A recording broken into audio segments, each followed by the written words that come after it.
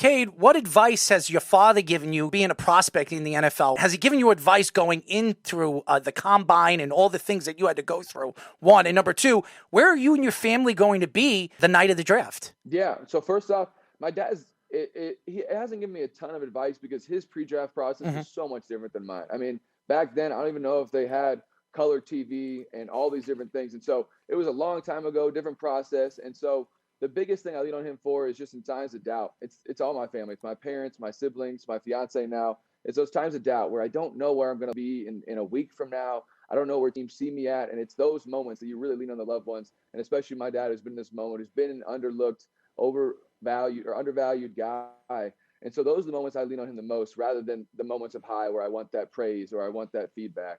And then on draft night, I'm just people with my family hanging out here. Might be playing some pickleball or some spike ball, who knows? But I'll be hanging out at my house here in Arizona watching the draft. Pickleball, though. There was somebody that was mentioning that about a month ago. Yeah, but what is this pickleball? It's a very popular trend. It's a mix between like tennis, ping pong, and small tennis, but it's great for older people. So my parents like to play it all the time because you can really use the racket. But for me, I'd much rather do something movement wise. But my fiance doesn't want to go out there and play 2-on-2 pickup basketball, and so we stick with pickleball for now. Who's better, your father or you? My dad whoops. I don't even know if you can cuss in the show. My dad whoops me every time, and it's so annoying, because like you play these sports. And if you're more athletic, you want to have a distinct advantage. Of course. Like you'd be like, I should be able to beat this person because I can move faster than them. But no, it's all about racket placement. He's been playing much longer than I have. Give me a month or two and I got him. But we just played the other day and it wasn't even close. It wasn't even fun. You definitely look like your father. There's no question that you do. You're the spinning image of your dad, just a younger version, and probably have. And I believe that it doesn't matter where you're drafted, as long as you make the roster, anything is possible. Jordy Nelson, I think he was like a 4th or 5th round draft pick, and look what Jordy Nelson became in the NFL. If you get put with a good quarterback and a quality offensive coordinator, you can do anything in the NFL, and you just have to have the speed and the ability to run routes, and everything that we've seen. Your strength is really your route running and how smart you are on the field. Yeah, I fully agree. I'm not ever going to go out there and say my strength is running by a person or some crazy athletic feat. I'm going to work hard and I'm going to get the job done no matter what it is. And that's been a lot of technique, a lot of fundamentals, a lot of release work, top of the route stuff. And I had to hone in on those stuff because that's how I get open. That's how I make my money.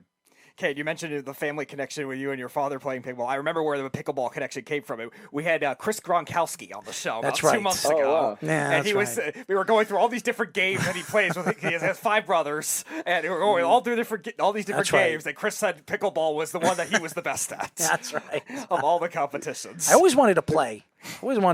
I tried it once. It's really hard. What was that, Kate? It's tough, though. It's tough? Yeah, it's tough to pick up because, if you never played a sport with a racket. Oh, I have. It's just weird. Oh, you have? Then you'll be fine. I was